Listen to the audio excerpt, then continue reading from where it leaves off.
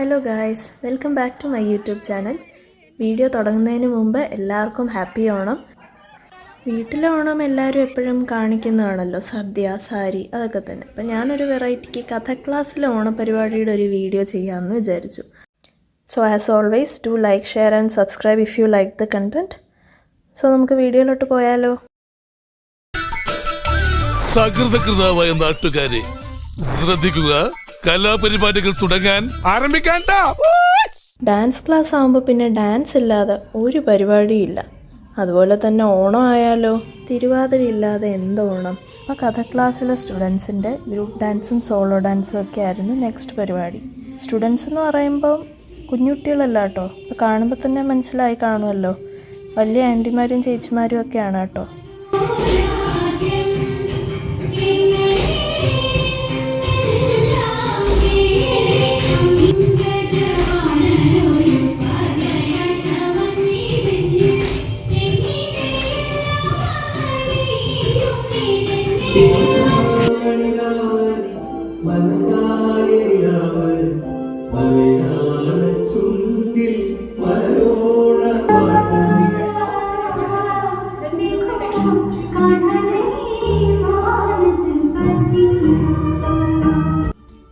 പാട്ട് പാടാതെ നമുക്കൊരു ഓണാഘോഷം അങ്ങനെ അവസാനിപ്പിക്കാൻ പറ്റില്ലല്ലോ. അങ്ങനെ പൂവിളി, മൂഞ്ഞാലാട്ടം ഒക്കെ ആയിട്ട് കുറേ പാട്ടുകളും സോളോ സോങ്ങും ഒക്കെ ആയിട്ട് കൾച്ചറൽ പരിപാടി എന്തായാലും നല്ലതായിരുന്നു.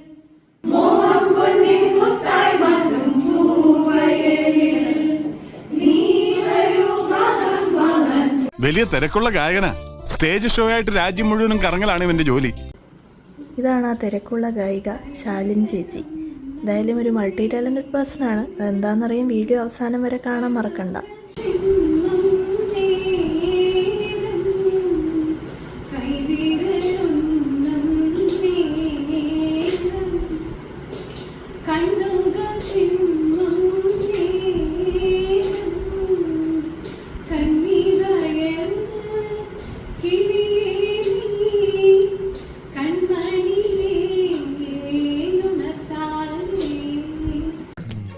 പാട്ടും ഡാൻസൊക്കെ കഴിഞ്ഞപ്പോൾ മിക്കവർക്കും വിശപ്പിൻ്റെ വിളിയൊക്കെ വന്നു.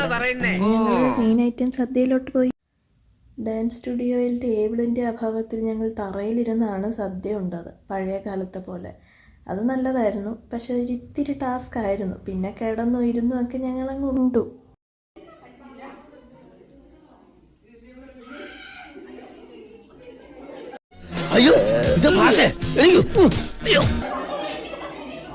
ഊണൊക്കെ കഴിഞ്ഞ് ഊർജ്ജസ്വലരായി അടുത്തത് ഓണക്കളികളിലോട്ട് തന്നെ പോയി.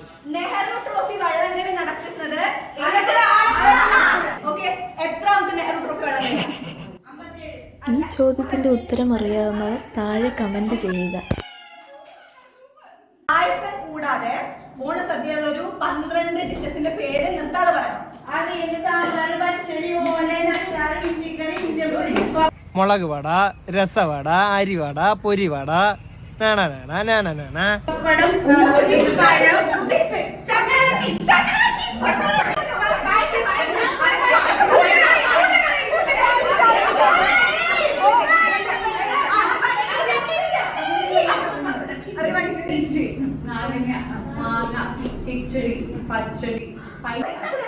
ഞാൻ നേരത്തെ പറഞ്ഞില്ലേ പുള്ളിക്കാരി മൾട്ടി ടാലന്റഡ് ആണെന്ന്.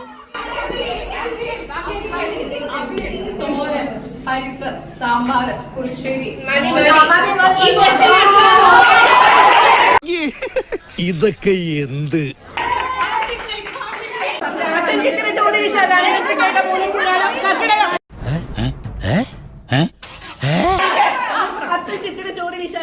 കേട്ട മൂലം പൂരാടം, ഉത്രാടം, തിരുവോണം,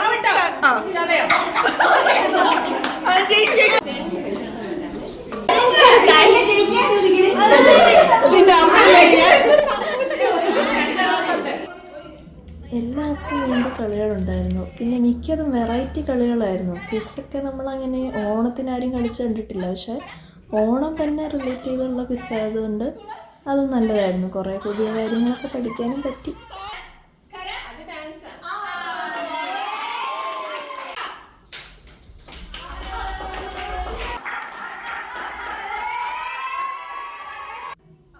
ഫുഡ് പിന്നെ നമ്മുടെ രക്തത്തിൽ അലിഞ്ഞു ചേർന്ന ഒന്നാണല്ലോ. അതുകൊണ്ട് പിന്നെ കണ്ണിൽ നിന്ന് ബിസ്ക്കറ്റ് വായിലോട്ട് എത്തിക്കുന്നത് വെറും ഈസി ടാസ്ക് ആയിരുന്നു.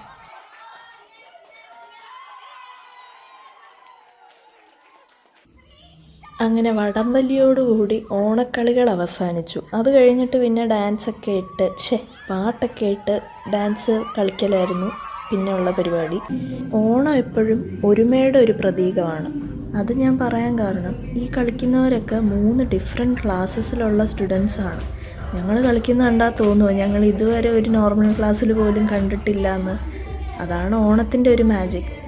മാവേലിയുടെ നാട്ടിലല്ലെങ്കിലും മനുഷ്യരെല്ലാവരും ഒന്നുപോലെ എന്നാണല്ലോ. അങ്ങനെ ഒന്നാവാൻ ഇനിയും ഇതുപോലത്തെ കൂട്ടായ്മകൾ ഉണ്ടാവട്ടെ.